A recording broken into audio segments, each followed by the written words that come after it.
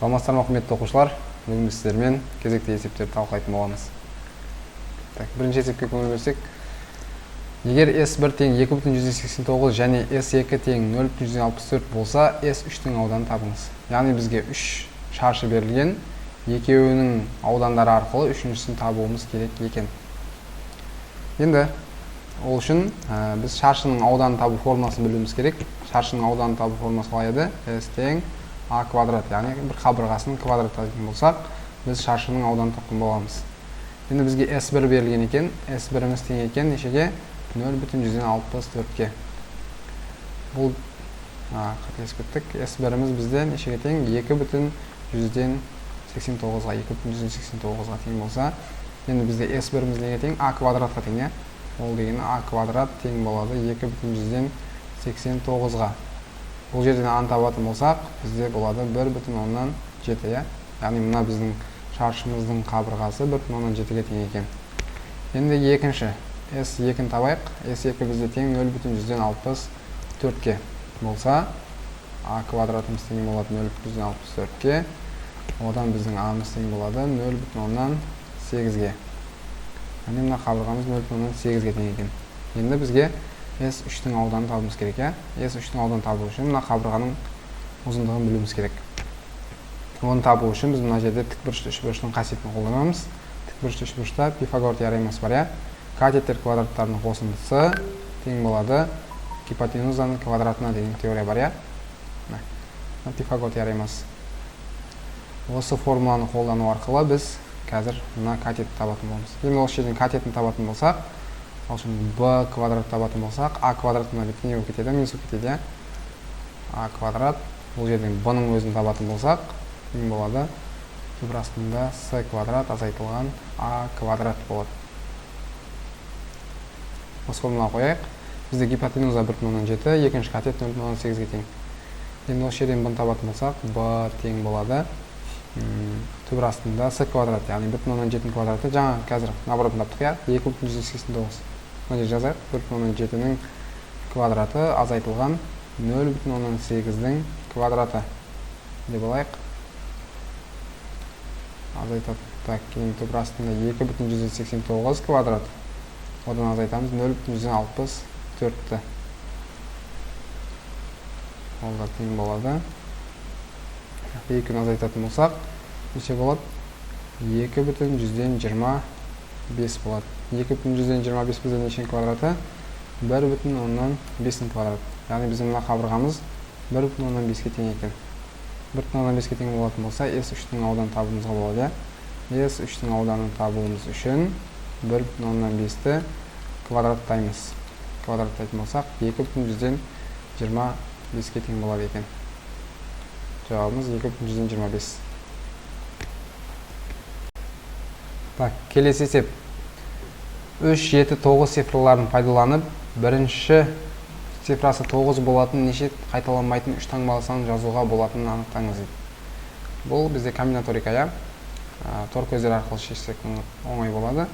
Бізде неше таңбалы деген, 3 таңбалы деген үшін мына жерге 3 тор көз саламыз.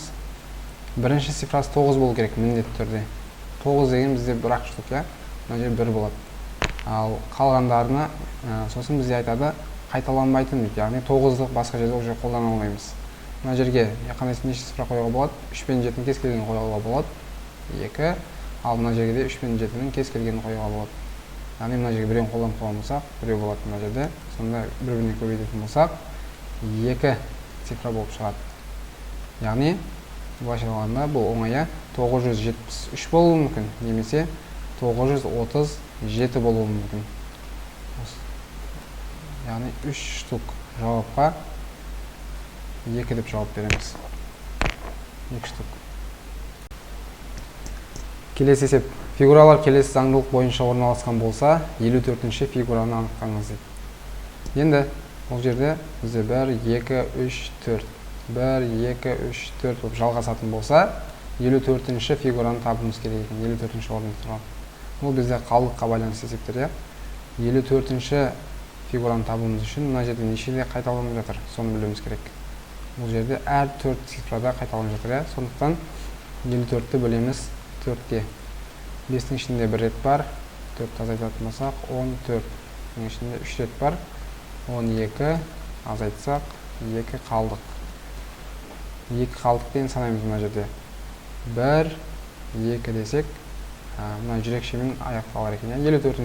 54-ші фигурамыз тең болады екен жүрекке.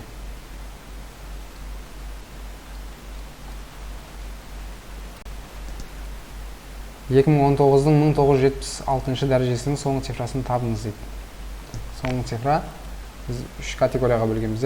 Бірінші, екінші, үшінші категория. Бізде 9 екінші категория. Мына жерде осылай белгіленген кезде 201 керек емес, 9-ның 1976 дәрежесінде боламыз. 9 бізде екінші категория болғандықтан дәрежесінің жұп тақтығына қараймыз. Дәрежесі тақ болса өзімен аяқталады, жұп болса 9 бірмен аяқталады. Сонда 9-ның мына жерде тақ дәрежесі, 9-ның тақ дәрежесі аяқталады екен бірмен. Жауабымыз 1 болады. Беттерін нумерациялауға 261 цифра қолданылған кітаптың неше беті бар дейді. Так, бұны анықтауымыз үшін не істейміз?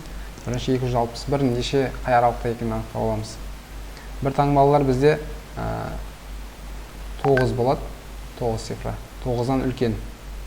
Солай салыстырамыз, 261 9-дан үлкен. Сосын келесі екі таңбалылар 183, оған 9 қоссақ 189 болады. 189-дан да үлкен, 261. Ал келесі үш таңбалылар 2700, оған екі таңбалы бір таңбаны қосатын болсақ 2889 цифра болады. Бұл жерде кішкентай болып қалады біздің 261. Сол кезде біз анықтаймыз нені үш таңбалылардың арасында екендігін. Оны анықтап болғаннан кейін мына жерге жазамыз.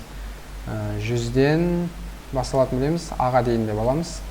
100-ден А-ға дейін болатын болса, А азайту 100, қосу 1, көбейту 3 деп аламыз. 3 таңбалы болған үшін. Бұл жерден 261-ден бір таңбалы, мына жерде тек қана біз 3 таңбалар есептеп жатамыз. Бір таңбалы мен 2 таңбалар шығарып тастау үшін 261-ден азайтамыз 189-ды. Азайтатын болсақ, бізде болады 72 бола ма? 72 болады. 72-ке теңеп аламыз. Енді кері бағытпен жұмыс істейміз. А-100 плюс 1 тең болады. Мына жерде көбейту үшін мына бетке бөлу өтетін болса, так, 7-дің ішінде 2 рет бар, 12-дің ішінде 24 болады. А азайту 100 тең болады. 1 мына бетке минус өтсе 23. А тең болады сол кезде 123-ке. Яғни біздің кітабымыздың 23 беті бар екен. 2% қышқыл ерітіндісін алу үшін 5% 50 грамм қышқыл ерітіндісіне таза су қосылды. Пайда болған ерітіндінің массасының қосылған су массасына қатынасын табыңыз дейді. Енді оны табыңыз үшін біз ерітінділер қоспалар түскен кезде бочкалармен жұмыс істейміз. Бочканы салып аламыз. Мына бастапқы бочка. Оған қосылады бір бочка. Сосын бір қоспа келіп шығады ең соңында. Так, бұларды алайық. Yanında tuz, üstünde su деп алайық. 2% дейді. Қышқыл ерітіндісін алу үшін. Ең соңында 2% шығу керек екен. Ерітіндіс. Сол кезде бочканың ішінде 100% болу керек. 100% болу үшін мына жерде 98% болады. 5%-дық 50 грамм қышқыл ерітіндісіне дейді. Яғни бастапқыда 5% болған. Бұл 100 болу үшін үсті 95% болу керек. Салмағы белгіленген 50 грамм. Таза су қосылып дейді. Таза су қосуымыз үшін тұзымыз 0 болады, 0%. Ал суымыз 100% болады. Бұдан неше грамм қосқанын білмейміз. Соңында не шығады? 50 плюс X грамм шығады. Енді осы жерден теңдеу құраймыз. Астында салмақтарды не тұзға, не суға көбейтіп шығуымыз керек. Бізге суға көбейткен ыңғайлы, өйткені кішкентай сан бар.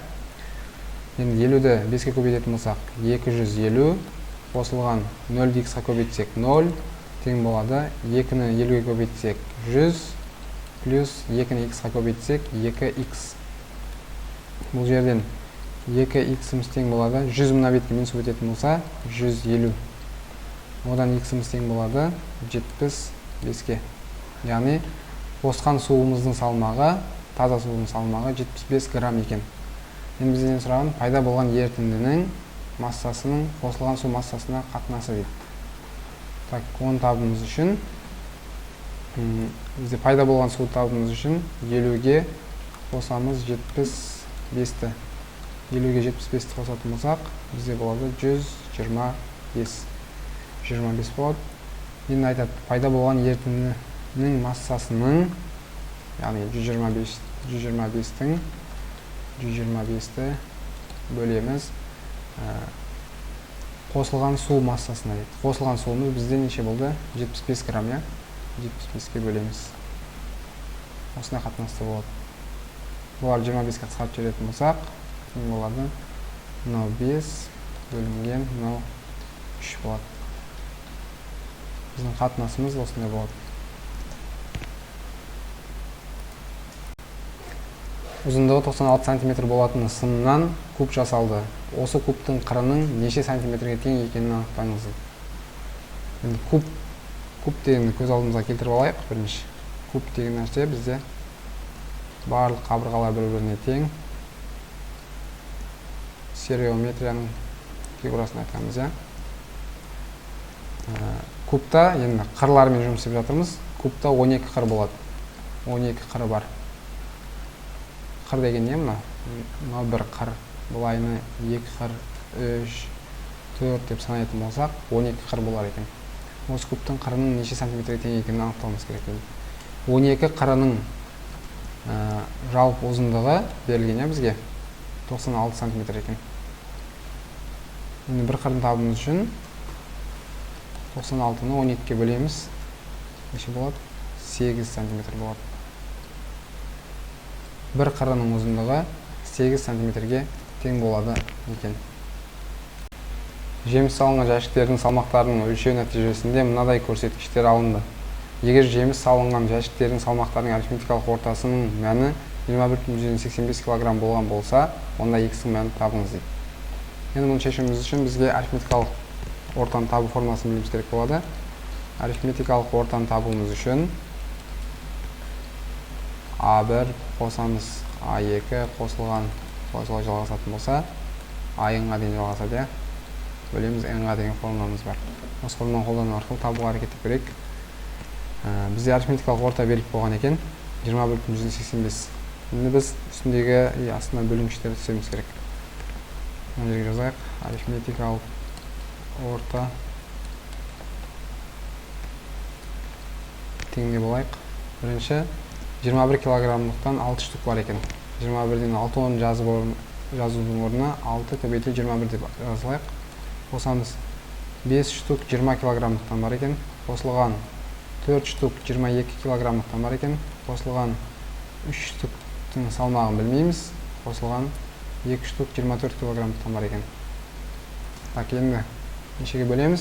Мына үстіндегілердің қосындысына бөлеміз. 6-ға 5 қоссақ 11, 11-ге 4 қоссақ 15, 3 қоссақ 18, 2 қоссақ 20 болар екен. Тең. Үстіндегілердің қосындысы бізде болады 6-ны 21-ге көбейтсек 126, қосылған 5-20 көбейтсек 100, қосылған 4-22 көбейтсек 88, қосылған 3x көбейтсек 3x, қосылған 48 болады. Астында 20, я? Астында 20 тең болады. Енді мыналарды бір-біріне қосатын болсақ, 362 шығамы? 362 плюс 3x бөлінген 20 болады. Енді бұл жерде біз ең соңына неге теңестіреміз? Арифметикалық ортаның мәнінің 21/185 болатын болса, мына жерге 362 плюс 3x 20 мына бетке көбейтіп өткізетін болсақ, тең болады 437. Бұл жерден 3x-іміз тең болады. Мына бетке азайтып өтетін болса, 75-ке, одан біздің x-іміз шығады 25 болып. Яғни біздегі берілген x-ің мәні 25-ке тең болады екен.